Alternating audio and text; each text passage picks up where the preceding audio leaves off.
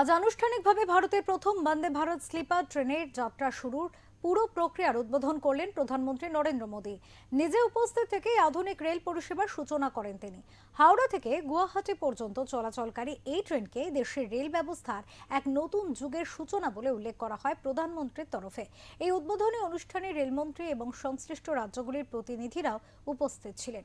Rail কর্তৃপক্ষের তরফে জানানো হয়, এই ট্রেন চালুর মাধ্যমে উত্তরবঙ্গ, অসম এবং সংলগ্ন অঞ্চলের যাত্রীরা বড় সুবিধা পাবেন।